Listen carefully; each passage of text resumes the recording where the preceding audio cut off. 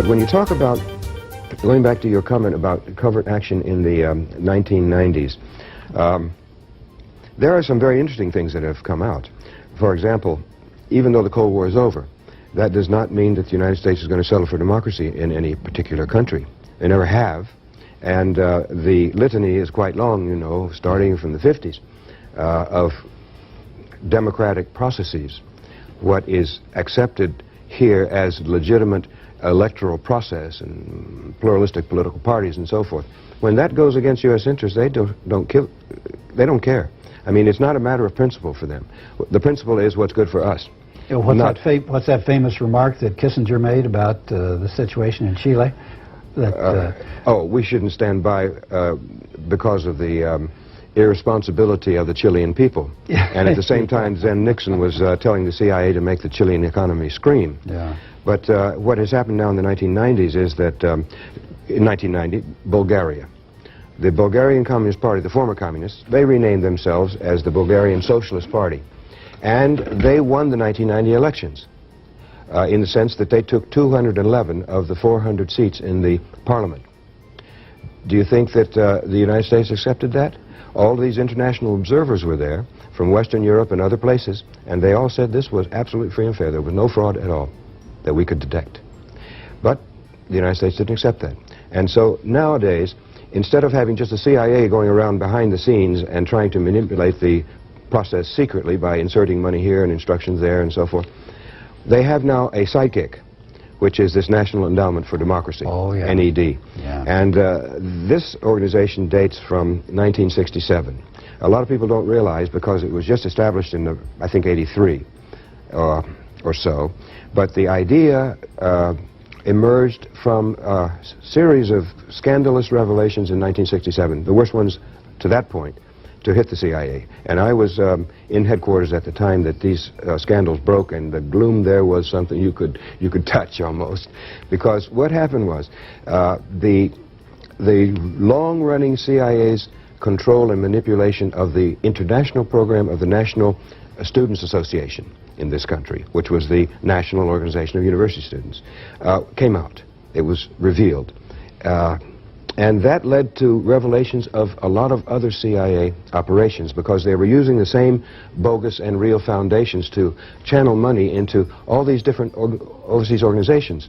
And I remember very well that Time magazine at the time, or Newsweek, I think it was Time, they published a wheel with all these spokes going out, and the CIA was at the center, and then halfway out were all these foundations, American organizations, and then out at the end were the foreign groups that got the money and the instructions. Naturally, they don't give away money without being sure that it's spent the way they want it spent.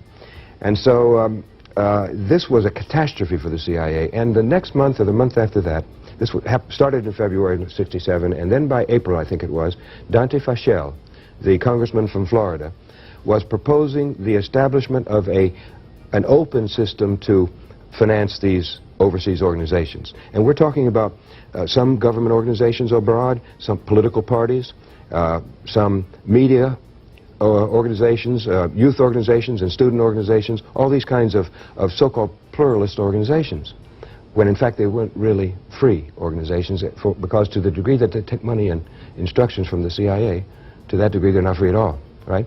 But anyway, Fachel came up with this idea, but it didn't go anywhere, because the so-called consensus between the two parties had broken down over Vietnam. And so it wasn't until the early '80s, when Reagan made his speech in the House of Commons about the democracy project worldwide, that this began to take on steam again. And finally, they decided to copy the German example. Each of the major German political parties has a foundation which is financed by the German government. Before it was West Germany, now the whole country. And, for example, the Friedrich Ebert Stiftung is the SPD, or the Social Democratic Party's foundation. And they finance projects all over the place, and for years in the 50s and 60s, and I would guess even into the 70s. In fact, I know into the 70s and even to the early 80s, the CIA was channeling money through these German foundations abroad. For example, some money, a lot of money, I think it was $1 million or more, but I'm a little hazy on the amount. But anyway, it went through it was CIA money which went through the Konrad Adenauer Stiftung. That's the Christian Democratic Union. It went from there to IVEPO, which is a foundation of the COPE, the Christian Democrats in Venezuela. Oh. And from there, it went to the Christian Democrats in El Salvador, to Duarte, for use in the elections. I've forgotten which year, maybe '84 or something like that. And it was traced. Some journalists did this. And so that is the way they would use these German foundations in the past. So now we've got our own. We don't have to use the Germans unless we really want to anymore. Because in 1984, we established this National Endowment for Democracy, which is nothing but a mega conduit. And the millions or the tens of millions that are set aside for the meddling in the internal affairs of other countries goes to this conduit. It's like a bank account or something, but they have a board of directors and they do reports and stuff like that. But then it goes from there to one of four private foundations. One of the Democratic Party, one the Republican Party, or two, three the AFL-CIO, and four the U.S. Chamber of Commerce. These groups then pass it out to recipients in foreign countries. And in the Nicaraguan elections of 1990, I believe the figure was something like 12.5 million that went from the National Endowment for Democracy through these conduits to the UNO political movement there. It was the party, the coalition, you know, of UNO, which is the most ungodly coalition you can ever imagine. Everything from communists all the way to Somocistas. That's right. And then they had a trade union front, which also received money. And then they had the civic association. Civic association, I think they call it Via Civica.